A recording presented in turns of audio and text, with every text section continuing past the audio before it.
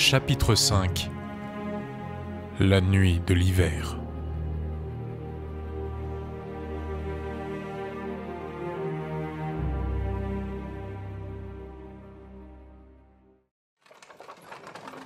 Lorsque Tam et Rand arrivèrent chez eux, le soleil avait déjà accompli une bonne moitié de sa lente descente vers l'horizon occidental. La ferme des Altor n'était pas bien grande. Rien de comparable en tout cas avec les imposants bâtiments de l'Est qui grossissaient année après année afin d'abriter des familles entières. Sur le territoire de Deux-Rivières, la notion de famille signifiait souvent que 3 ou 4 générations, tantes, oncles, cousins et neveux compris, cohabitaient sous le même toit. Déjà tenus pour des originaux parce qu'ils exploitaient une ferme dans le bois de l'Ouest, Tam et Rand se distinguaient aussi en vivant seuls dans leur domaine. De ce côté du village, la plupart des fermes n'avaient qu'un étage et on ne leur ajoutait jamais d'extension. Au-dessus de la salle commune, sous le toit en pente, on trouvait 2 chambres et un grenier qui servaient de garde-manger. Si les tempêtes hivernales avaient eu raison de la chaux qui blanchissait les murs épais de la bâtisse, celle-ci restait en très bon état. Le toit de chaume ne fuyait pas et la porte et les volets, solidement fixés et fermés, ne battaient pas au vent. La maison, l'étable et la bergerie aux murs de pierre formaient les pointes du triangle qui délimitaient la cour. Malgré le froid, quelques volailles s'étaient aventurées dehors pour trouver leur pitance dans la terre glaciale et dure comme de la pierre. Près de la bergerie, on avait installé une cabane à tonte sans porte et un grand abreuvoir. À l'orée des champs qui s'étendaient jusqu'au premier arbre de la forêt, on distinguait le toit pointu d'un hangar de séchage. À Deux-Rivières, presque tous les fermiers, pour survivre, devaient pouvoir proposer de la laine et du tabac aux marchands de passage. Quand Rand jeta un coup d'œil dans la bergerie, tous les moutons à longues cornes tournèrent la tête vers lui, mais aucun ne bougea. D'un naturel placide, ces ovins à museau noir ne s'émouvaient pas de grand-chose. Leur toison bouclée était magnifique, songea Rand, mais avec le froid, pas question de les tondre. « Le cavalier noir n'est sûrement pas venu par ici », annonça Rand à Tam, qui arpentait la cour, sa lance brandie, en scrutant attentivement le sol. Si un intrus de ce genre était passé, les moutons seraient beaucoup moins calmes. Tam acquiesça, mais ne s'interrompit pas pour autant. Quand il eut fait le tour de la maison, il répéta l'opération avec l'étable puis la bergerie. Ne négligeant rien, il alla même inspecter le fumoir et le hangar de séchage. Puis il tira un seau d'eau du puits, prit un peu de liquide dans la paume de sa main, le renifla et le goûta de la pointe de la langue. Sans crier gare, il éclata de rire et but le reste de l'eau. « Tu dois avoir raison, dit-il à Rand en s'essuyant la main sur le devant de sa veste. Ces histoires d'hommes et de cheval que je ne peux pas voir me rendent soupçonneux, je dois l'avouer. » Il vida le seau dans un baquet, puis se dirigea vers la maison, le récipient de bois dans une main et sa lance dans l'autre. « Je vais nous faire un ragoût pour le dîner. Et puisque nous sommes là, autant profiter pour travailler un peu. » Rand fit la moue, désolé de rater la nuit de l'hiver de Champ-d'Edmond. Cela dit, son père avait raison. Dans une ferme, on n'en avait jamais terminé. Une corvée accomplie, 2 autres pointaient le bout de leur nez. C'était comme ça, et on n'y pouvait rien. Après quelques hésitations, Rand décida de garder à portée de la main son arc et son carquois. Si le cavalier noir se montrait, il n'avait aucune intention de l'affronter avec une binette au poing. Le plus urgent était de s'occuper de Bella. Quand il l'eut désattelée et déharnachée, Rand conduisit la jument dans une stalle de l'étable jouxtant celle de leur unique vache, puis il retira sa cape de voyage et entreprit de frotter le pelage de la bête avec une poignée de paille bien sèche. Quand ce fut fait, il étria puis brossa la brave Bella. Enfin, il monta au grenier et récupéra du foin pour qu'elle festoie agréablement. Histoire d'améliorer son ordinaire, il ajouta un peu d'avoine, avec parcimonie, car il en restait très peu, et la réserve ne risquait pas de se reconstituer si le temps ne se réchauffait pas très vite. Le matin même, Rand avait trait la vache, obtenant à peine un quart de la quantité habituelle de lait. Un autre effet de cet hiver prolongé. Dans la bergerie, la réserve de nourriture restait suffisante pour 2 jours. À cette période de l'année, les moutons auraient déjà dû être dans les pâturages, mais là encore, les frimas retardaient tout. Soucieux du confort du troupeau, Rand prit quand même la peine de remplir à ras-bord le grand abreuvoir intérieur. Il alla ensuite inspecter le poulailler pour collecter les nouveaux œufs. Il n'en trouva que 3. Les poules devenaient de plus en plus rusées dès qu'il s'agissait de les cacher. Alors qu'il se dirigeait vers le jardin potager, une binette à la main, Rand vit son père sortir de la ferme et s'installer sur un banc devant l'étable afin de réparer des harnais. Voyant que Tam gardait sa lance à portée de main, le jeune homme se sentit moins ridicule d'avoir transporté partout avec lui son arc et ses flèches. Dans le jardin, il y avait assez peu de mauvaises herbes, mais pratiquement rien d'autre à part ça. Les choux étaient rachitiques, les haricots et les pois montraient à peine le bout de leur nez et on n'apercevait pas encore l'ombre d'une betterave. Bien entendu, le potager n'avait pas été entièrement ensemencé. Avec l'espoir que le beau temps arriverait enfin, Rand et Tam avaient semé juste ce qu'il fallait pour regarnir leur garde-manger avant qu'il soit totalement vide. Apparemment, ça ne fonctionnerait pas. Biner la terre prit un minimum de temps à Rand. Les années précédentes, écourter cette corvée ne lui aurait pas déplu. Mais là, il s'inquiétait pour l'avenir. Si rien ne poussait, que pourrait-il faire pour ne pas crever de faim? Une question des plus angoissantes. Quand il eut terminé avec le jardin, Rand se souvint qu'il y avait du bois à couper. Mais existait-il une seule journée dans la vie d'un fermier où il n'y en avait pas? Se plaindre n'étant sûrement pas le meilleur moyen de chauffer une demeure, Rand alla derrière la maison, posa son arc et son carquois près du billot de coupe, s'empara de la lourde hache et se mit à l'ouvrage. Il sélectionna du pain, idéal pour les flambées courtes mais vives, et du chêne, parfait pour les combustions plus lentes. Très vite en sueur, il retira sa veste et continua à jouer de la hache. Lorsqu'il eut coupé assez de bûches, il les entassa contre le mur de la bâtisse à côté du tas déjà existant. Une pile déjà très haute, contrairement à celle qu'on voyait en général à cette époque de l'année. Mais puisque l'hiver ne se décidait pas à partir, il fallait bien se défendre contre ses assauts. Concentré sur le rythme de la coupe, de temps en temps interrompu par quelques opérations de rangement de bûches, Rand perdit toute notion de l'heure. Du coup, il n'entendit pas son père approcher et sursauta en sentant une main se poser sur son épaule. Pendant qu'il travaillait, le crépuscule était tombé et la nuit ne tardait plus à venir. La pleine lune brillait déjà au-dessus de la cime des arbres, si imposante qu'on aurait pu croire qu'elle allait leur tomber sur la tête. Avec l'obscurité, le vent s'était fait plus violent et des nuages effilochés dérivaient dans le ciel presque noir. « On devrait se laver les mains, petit. Puis penser à manger un morceau. J'ai mis de l'eau à chauffer pour qu'on puisse prendre un bon bain chaud avant de dormir. » L'adjectif chaud sonne comme une douce musique à mes oreilles, avoua Rand. Il ramassa sa cape et se la posa sur les épaules. Sa chemise était trempée de sueur et le vent qu'il n'avait pas senti tant qu'il maniait la hache lui glaçait jusqu'à la moelle des os maintenant qu'il ne se démenait plus. Alors qu'il ramassait le reste de ses affaires, le jeune homme étouffa un bâillement. « Et dormir, quelle idée délicieuse! Je pourrais roupiller jusqu'à la fin des festivités de Beltane. »« Tu veux parier sur ce point bien précis ?» demanda Tam avec un petit sourire que son fils lui rendit de bon cœur.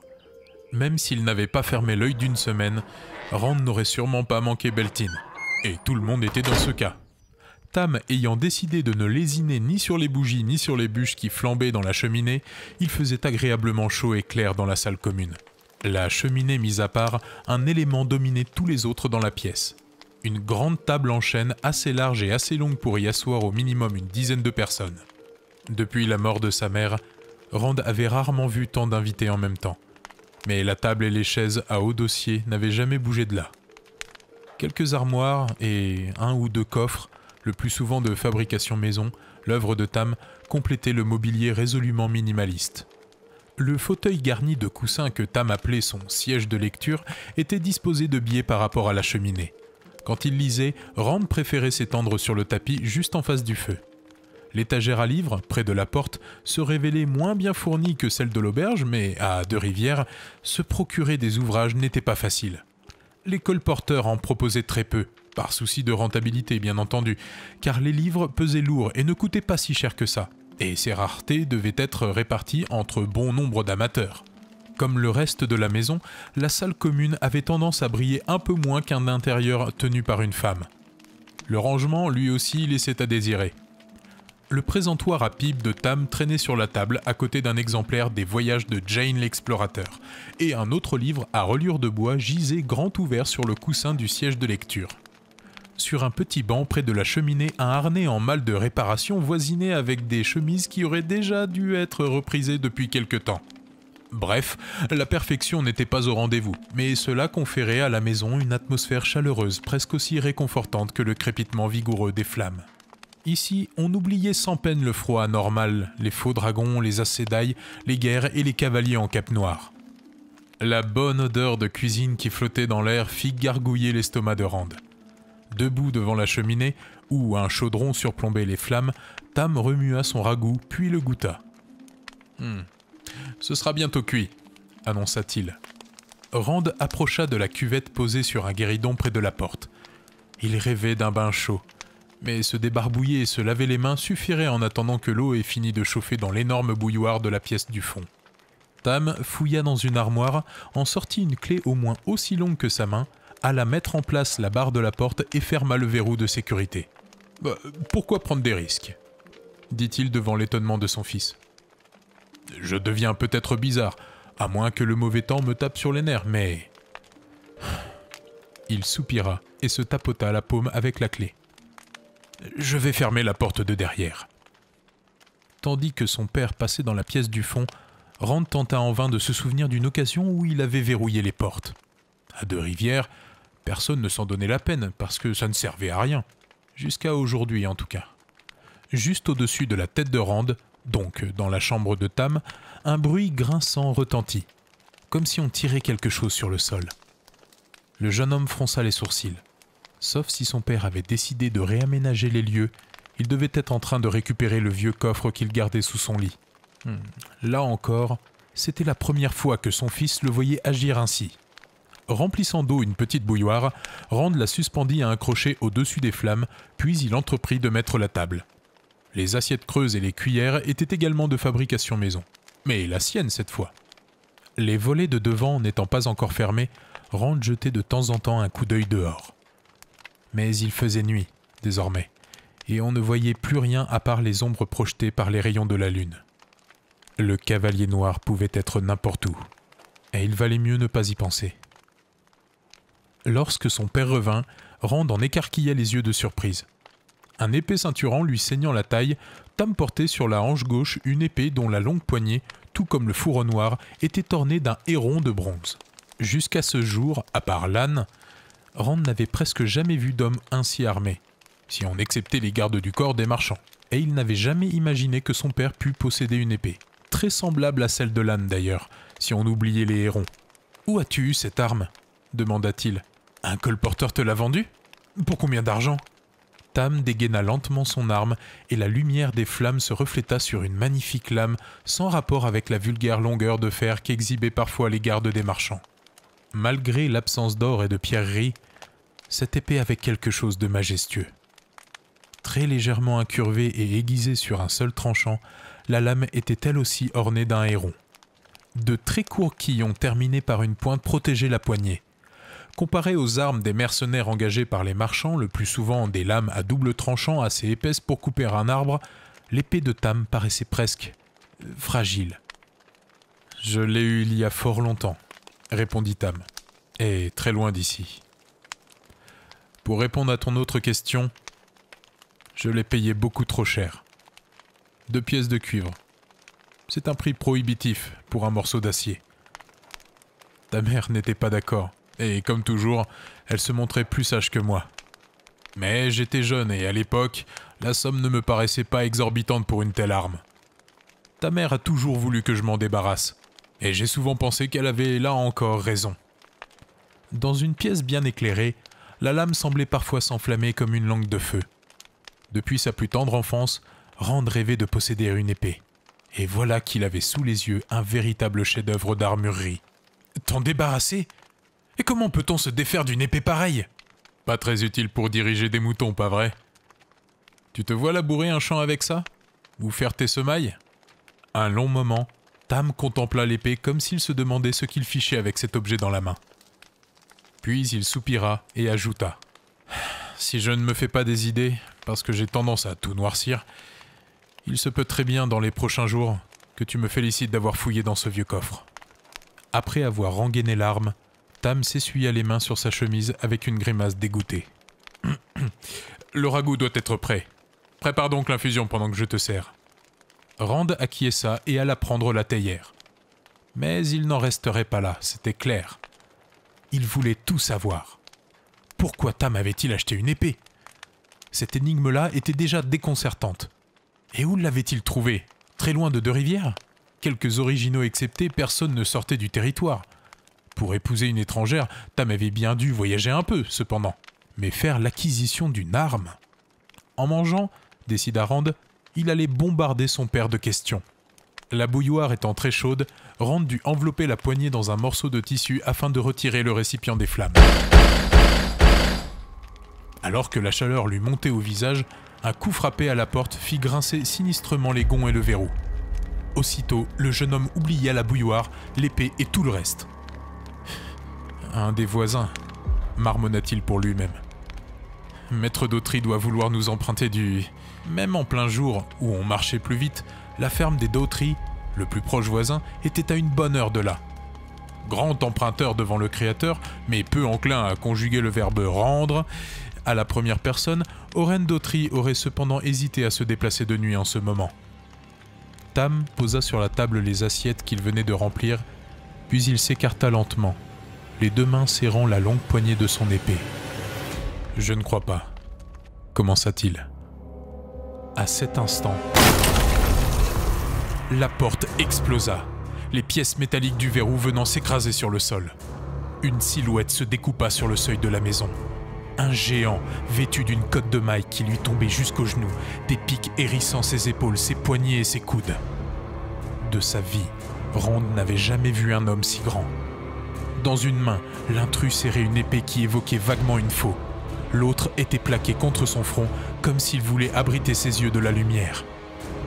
Paradoxalement, Rand fut soulagé par cette apparition. Au moins, ce n'était pas le cavalier en cape noire qui le hantait depuis le matin.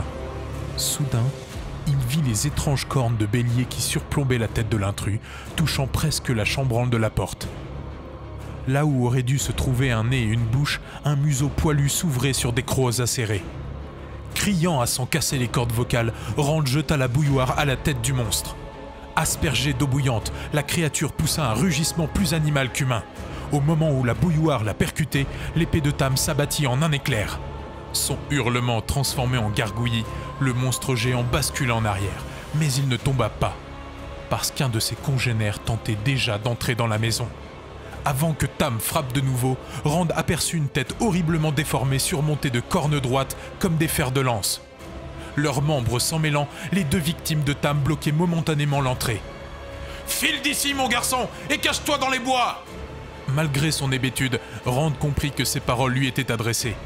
Dans l'encadrement de la porte, les cadavres tressautaient parce que d'autres monstres tentaient de se dégager un passage. Glissant une épaule sous la lourde table, Tam la souleva et la jeta sur les attaquants. « Ils sont trop nombreux pour que je les repousse! Sors par derrière! Allez, file!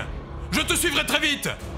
Alors qu'il se retournait pour fuir, Rand eut honte d'avoir obéi si vite. Il aurait voulu rester pour aider son père, même s'il ne voyait pas comment s'y prendre. Mais la peur lui serrait la gorge et ses jambes semblaient se déplacer de leur propre gré. Courant plus vite que jamais, elles les propulsèrent jusqu'à la porte de derrière. Dans son dos, des cris et des bruits sourds indiquaient que l'assaut continuait. Alors qu'il posait la main sur la barre de la porte, Rand aperçut du coin de l'œil le verrou qui n'était d'habitude jamais fermé, sauf ce soir. Oubliant toute idée de sortir par la porte, Rand se campa devant une fenêtre, l'ouvrit et écarta sans douceur les volets. Dehors, il faisait déjà nuit noire. Occultée à intervalles irréguliers par les bancs de nuages, la lumière de la lune projetait sur le sol des ombres mouvantes qui semblaient se poursuivre inlassablement. Des ombres, pensa Rand. Seulement des ombres, oui. La porte de derrière craqua, comme si quelqu'un ou quelque chose tentait de l'ouvrir depuis l'extérieur. La bouche sèche, Rand se pétrifia. Mais, quand la porte trembla sur ses gonds, sans doute parce qu'une épaule puissante tentait de la défoncer, le jeune homme recouvra ses esprits. Enjambant la fenêtre, il sortit et se recroquevilla contre le mur. Dans son dos, du bois se brisa avec un vacarme de tempête. Rand se força à se redresser et jeta un coup d'œil à l'intérieur. Avec l'obscurité, il ne distingua pas grand-chose. Mais ce qu'il aperçut lui suffit amplement. La porte pendait sur ses gonds et des silhouettes noires avançaient dans la pièce en se parlant à voix basse. Incapable de comprendre le langage guttural des créatures, Rand n'eut pourtant pas besoin d'une traduction. Les haches, les lances et les pics que brandissaient les agresseurs en disaient assez long. Des bottes grinçaient sur le parquet et on entendait également un bruit rythmique de sabots. Inspirant à fond, enfin c'était son intention, même s'il n'y parvint pas, Rand cria d'une voix étranglée.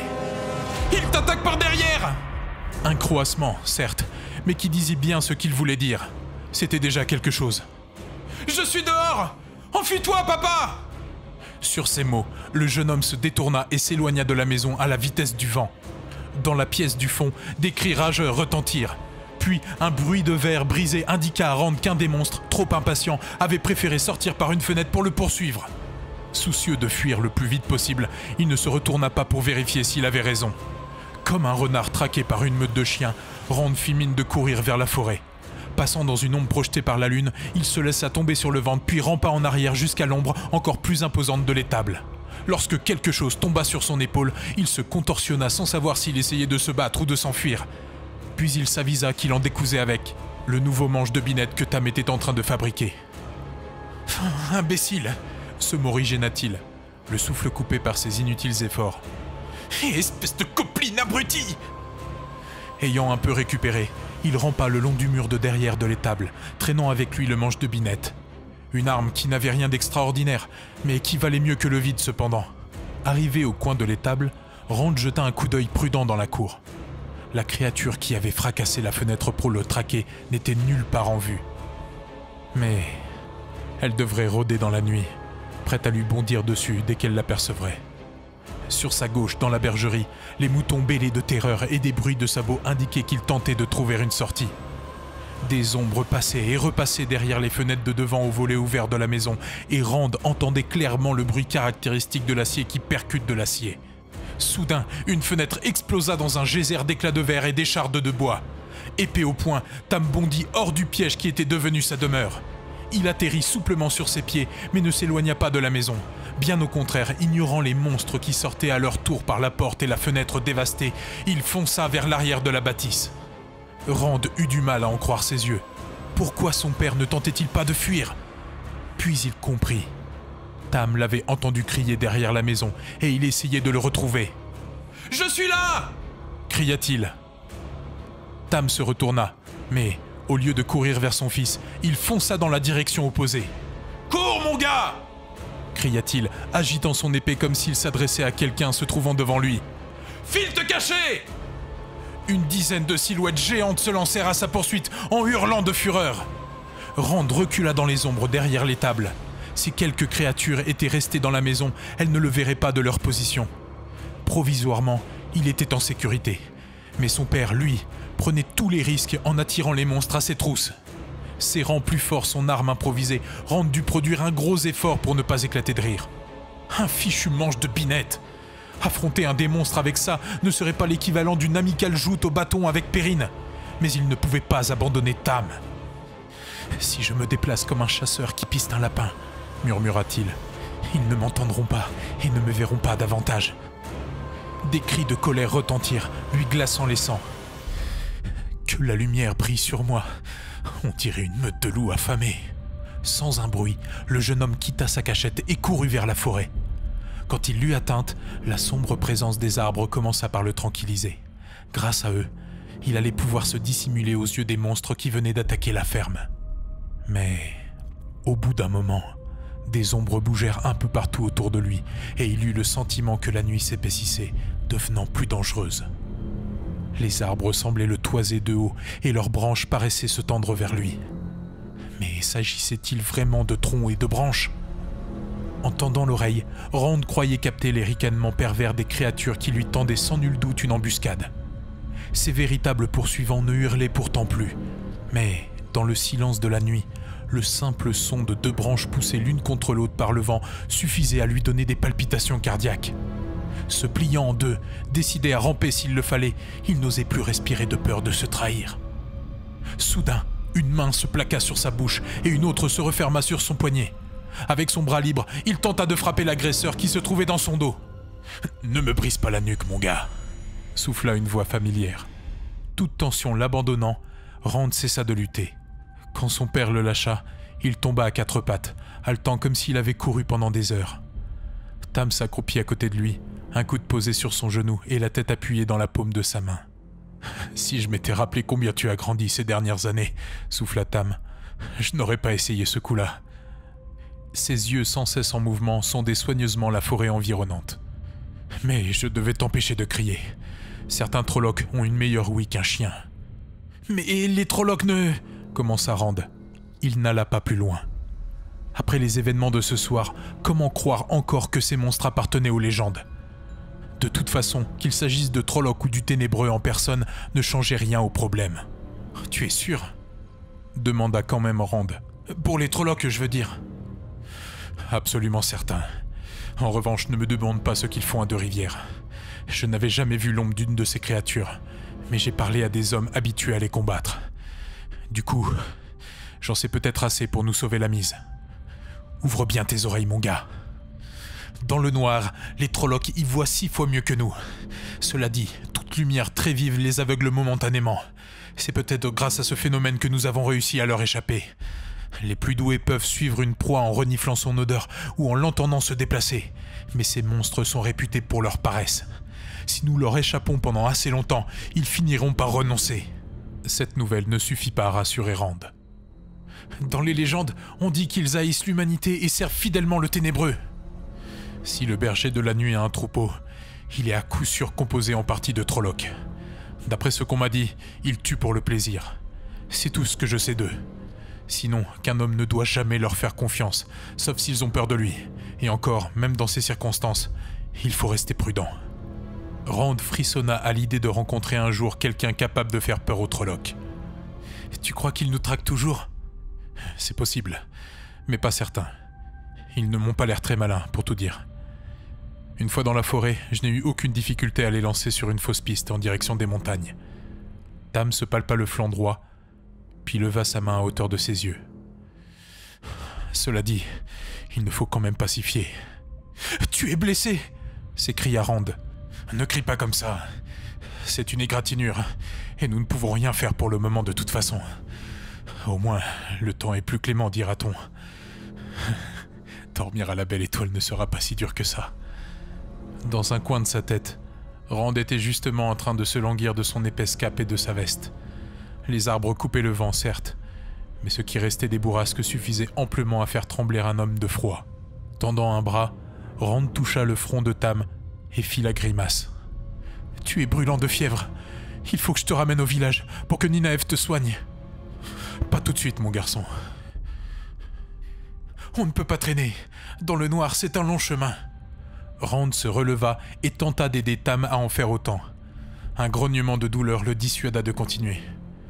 L'égratignure faisait atrocement souffrir le blessé. « Laisse-moi me reposer un peu, petit. Je suis si fatigué. » Furieux, Rand tapa du poing sur sa cuisse. Réfugié dans la maison, avec un bon feu, des couvertures, de l'eau à volonté et de l'écorce de saule pour soulager la douleur et faire baisser la fièvre, il aurait consenti à attendre l'aube pour atteler Bella et conduire son père au village. Mais dans la forêt, les 2 hommes n'avaient pas d'eau, pas de couverture, pas de charrette et pas de jument. Cela posé, le tout restait disponible à la ferme. S'il ne pouvait pas y amener Tam, Rand devait être capable d'aller récupérer certains de ses trésors. Si les Trollocs étaient partis, évidemment. Mais il finirait bien par s'en aller. Rand baissa les yeux sur son manche de binette et le laissa tomber, dégoûté. Puis il dégaina l'épée de Tam, dont la lame brilla aussitôt faiblement dans l'obscurité. La longue poignée, conçue pour qu'on puisse manier l'épée à 2 mains, ne ressemblait à celle d'aucun outil. Le poids et l'équilibre de l'arme étaient tout aussi déconcertants. Afin de s'entraîner, le jeune homme fendit plusieurs fois l'air avec l'épée, mais il cessa très vite. Fendre l'air était un jeu d'enfant. Frapper un Trolloc, en revanche... Et s'il hésitait, le monstre lèverait son étrange épée et...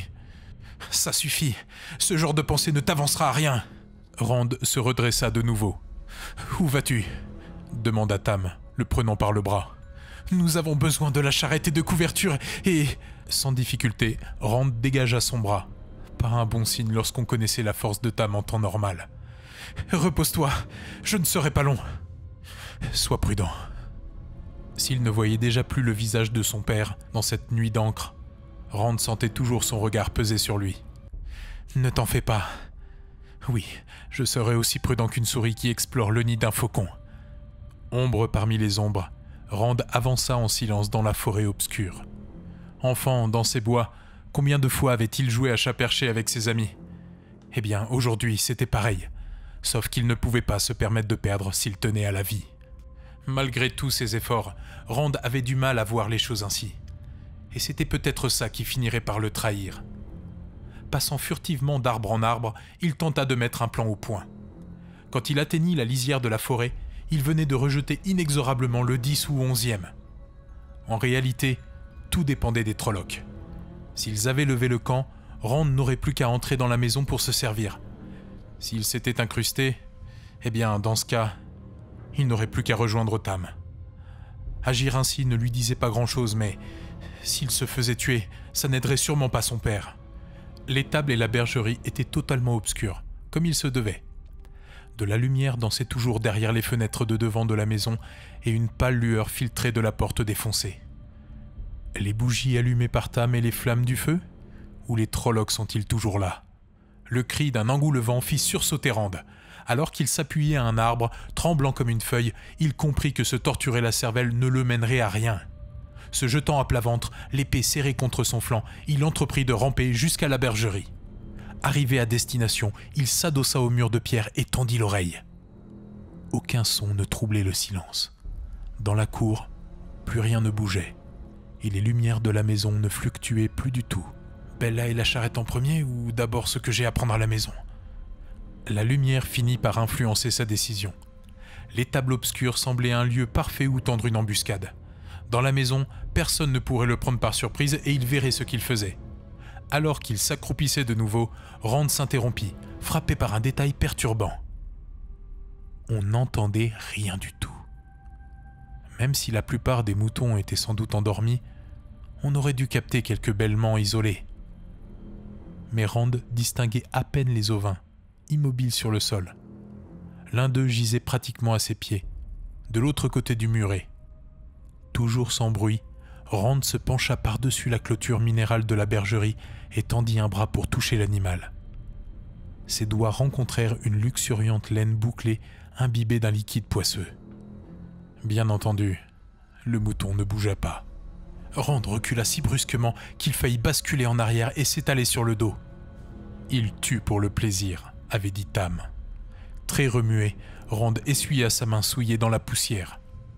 Déterminé à ne pas céder à la panique, il tenta de se convaincre que rien n'avait changé. Après avoir fait un massacre, les Trollocs étaient partis, très satisfaits d'eux-mêmes. Pour se donner du courage et continuer à explorer, Rand devait se persuader que les monstres n'étaient plus là. Se remettant en chemin, il se plia pratiquement en deux et tenta de sonder toutes les directions en même temps. De sa vie, c'était bien la première fois qu'il aurait aimé être un ver de terre. Dans la salle commune, le chaudron renversé gisait dans les cendres du feu de la cheminée. Le sol était jonché de morceaux de bois. Normal, puisqu'il ne restait plus un seul meuble intact. Même la table en chêne était en piteux état, 2 pieds sur 4 cassés et le plateau fissuré. Les Trollocs avaient ouvert tous les tiroirs, les sortant même de leurs glissières pour les écrabouiller à coups de bottes. Le contenu de tous les placards était éparpillé sur le sol, sur ce qui semblait un tapis de neige. En réalité, il s'agissait de farine et de sel. Assez facile à dire quand on voyait les sacs éventrés jetés près de la cheminée.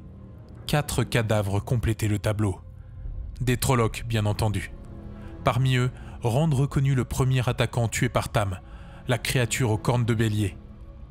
Les autres monstres lui ressemblaient comme des frères, répugnant mélange de traits humains et de caractéristiques typiquement animales. Les mains quasiment normales des Trollocs les rendaient encore plus horribles. Et si 2 d'entre eux portaient des bottes, les 2 autres avaient des sabots en guise de pieds. Rand fixa les dépouilles si longtemps que ses yeux le brûlèrent. Pas un mouvement, les monstres étaient morts et bien morts. Et Tam attendait dans la forêt. Le jeune homme entra et s'immobilisa, paralysé par la puanteur. Une écurie qu'on n'aurait pas débarrassée du fumier pendant des mois. Voilà la seule comparaison qui lui vint à l'esprit. Des traînées ignobles maculaient les murs, mélange de sang, de fluide impossible à identifier et d'excréments encore fumants. En s'efforçant de respirer par la bouche, Rand fouilla parmi les objets répandus sur le sol. Dans un des placards, Tam gardait une outre neuve et... Un grincement dans son dos fit sursauter Rand. Alors qu'il se retournait, manquant de se prendre les pieds dans ce qui restait de la table, il lâcha un gémissement de terreur à travers ses dents serrées. Une chance que ses mâchoires soient soudées l'une à l'autre, sinon sa denture aurait donné un concert de castagnettes. Un des Trollocs se relevait, son museau de loup saillant sous ses yeux profondément enfoncés dans leurs orbites. Un regard froid, détaché et pourtant indéniablement humain. Ses oreilles pointues frémissant sans cesse, le monstre aux sabots de chèvre enjamba le cadavre d'un de ses compagnons. Comme les autres, ce Trolloc portait une cotte de maille qui émettait un bruit étrange en frottant contre son pantalon de cuir, et une épée à la large lame recourbée pendait le long de sa hanche. Il marmonna dans sa langue quelques mots incompréhensibles, puis passa à celle de Rand. Les autres partis, mais Narg restait. Narg intelligent. Sortant d'une gorge qui n'était pas conçue pour les prononcer, ces mots simples demandaient à Rand un gros effort de compréhension. Le ton du monstre était apaisant, semblait-il, mais ça ne suffisait pas à faire oublier les crocs jaunâtres qui dévoilaient ses babines chaque fois qu'il grognait une syllabe. Narg, savoir qu'humain revenir. Alors, attendre. Toi, pas besoin d'épée. La poser. Avant que le Trolloc en parle, Rand n'avait même pas conscience qu'il brandissait à deux mains l'arme de son père, visant le ventre de son agresseur. Narg, pas à te blesser, dit le monstre au torse et aux bras 2 fois plus gros que ceux de Maître Luhan. Toi, posez arme. Sur le dos des mains de Narg, les poils longs et denses évoquaient plutôt de la fourrure ou des crins. « Il recule !» lança Rand d'une voix qu'il aurait voulu bien plus assurée. « Pourquoi cette attaque ? Oui, pourquoi ?» « Vria de Grutka !» répondit Narg avec un rictus qui dévoila plus encore ses crocs. « Posez épée. Le Myrddraal veut te parler. » Une émotion stupéfiante passa furtivement sur le visage du monstre. De la peur. D'autres revenir. Et toi, parler au Myrddraal. Sa main se posant sur la poignée de son épée, Narg avança d'un pas. Posez ton arme. Rand passa la langue sur ses lèvres plus sèches que du vieux parchemin. Un Myrddraal.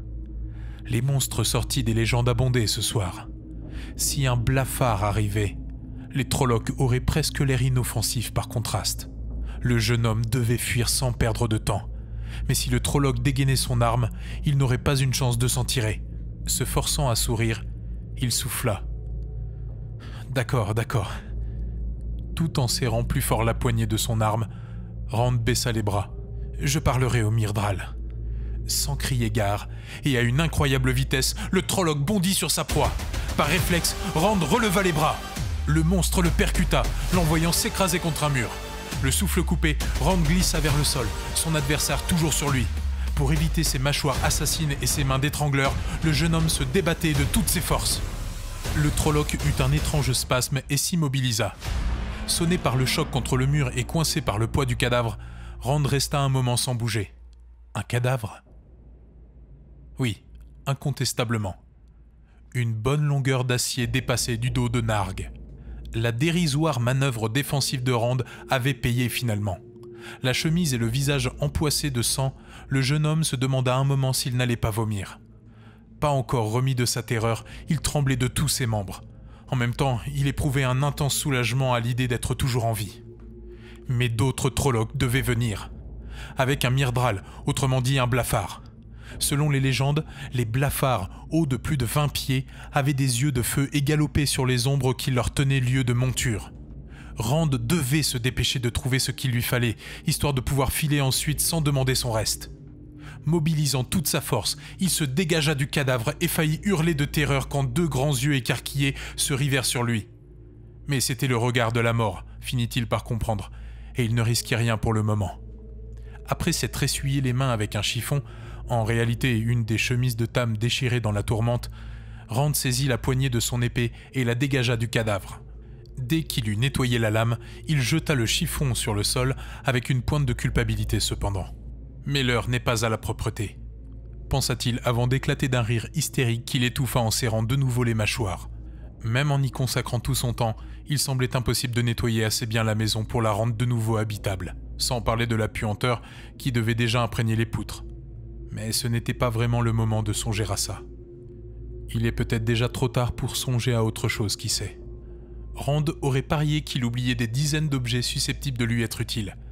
Mais Tam l'attendait, et les Trollocs risquaient de revenir d'un moment à l'autre.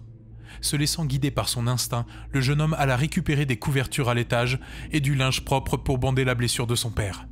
Il prit aussi leur cape et leur veste, trouva l'outre qu'il emportait lorsqu'il conduisait les moutons au pâturage et ajouta une chemise propre à sa collecte. Pour le moment, il n'avait pas le temps de se changer, mais il entendait bien se débarrasser au plus vite de sa chemise tachée de sang. Le sac qui contenait l'écorce de saule et les autres médicaments reposait hélas au milieu d'un tas d'immondices sanglantes qu'il ne put pas se résoudre à toucher.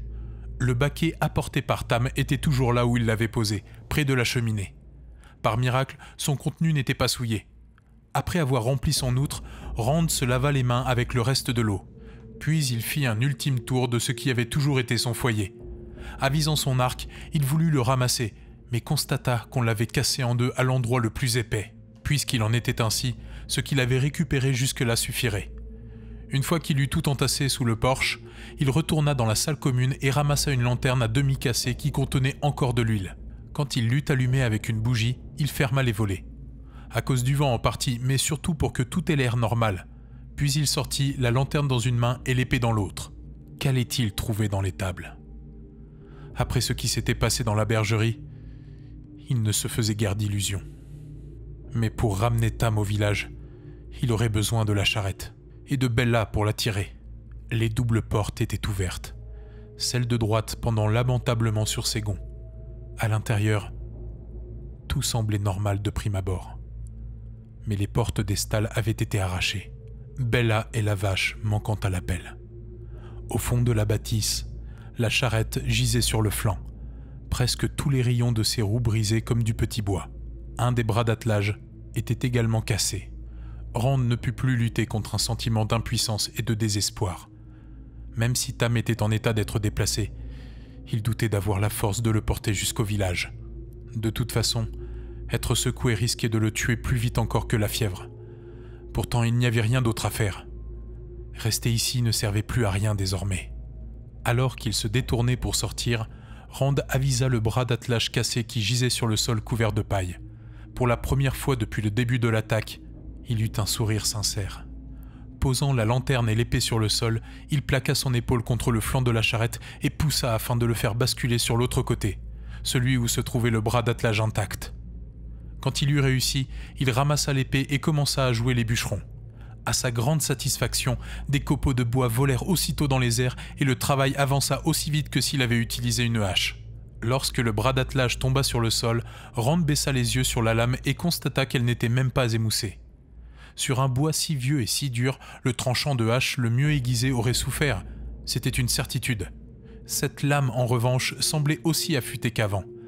Passant un pouce sur le fil, il dut le porter très vite à sa bouche après l'avoir entaillé. L'épée restait aussi coupante qu'un bon rasoir. Là encore, Rand n'avait pas le temps de s'appesantir sur le phénomène. Après avoir éteint la lanterne, ficher le feu à l'étable aurait été le bouquet après tant de malheurs. Il souleva les deux bras d'attelage et retourna prendre ce qu'il avait entreposé devant la maison. Tout ça faisait une charge non négligeable. Pas si lourde que ça, à vrai dire, mais encombrante et trop encline à lui glisser des bras pour que sa progression à travers le champ labouré soit de tout repos. Une fois dans la forêt, ce fut encore plus pénible, car les bras d'attelage percutaient les troncs, manquant de le faire tomber à chaque enjambée. Il aurait été plus facile de les traîner derrière lui, mais avant de laisser une piste si facile à suivre, il préférait attendre le plus longtemps possible. Tam n'avait pas bougé, et il semblait dormir profondément. Enfin, il fallait espérer qu'il dorme. Soudain paniqué, Rand lâcha son chargement, s'accroupit et posa une main sur le front de son père. La fièvre avait encore monté. Réveillé par ce contact, Tam ouvrit les yeux et marmonna. « C'est toi, Rand. Je m'inquiétais. J'ai rêvé à des jours révolus. Des cauchemars. » Ses propos devenaient indistincts. Tam ne tarda pas à sombrer de nouveau dans l'inconscience. « Ne t'inquiète pas, » dit Rand. Pour le protéger du vent, il couvrit le blessé avec sa cape et sa veste. « Je te conduirai très vite chez Ninaev, et tout s'arrangera. » Ignorant s'il parlait pour apaiser Tam ou pour se rassurer lui-même, Rand se débarrassa de sa chemise souillée. Dans sa hâte, il ne prit même pas le temps de grelotter de froid. Puis il enfila le vêtement propre. Se changer et jeter la chemise sale lui donna l'impression d'avoir pris un bain tant il se sentit mieux. « Au village, nous ne risquerons plus rien. Et la sage dame te remettra sur pied en un clin d'œil. Tu verras, tout va s'arranger. » Quand il eut enfilé sa veste, Rand se pencha sur son père pour l'examiner. Une idée tournait en boucle dans sa tête. Au village, il serait en sécurité et Ninaev sauverait Tam. Il suffisait d'arriver vivant jusque-là.